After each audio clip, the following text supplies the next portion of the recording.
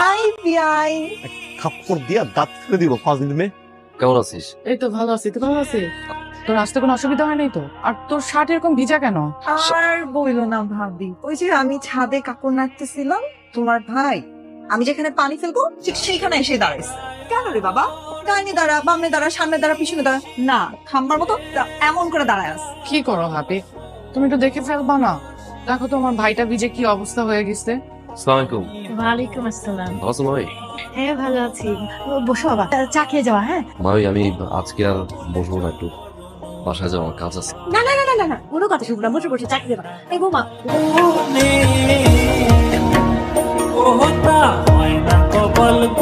এই সমস্যা কি? আপনার সমস্যা কি? আমার সমস্যা কি না? হুম। এগুলো কি? এগুলা এরকম কি? কি? এক একটা মেয়ে এই নে ভাই, চা নিয়ে এসছি।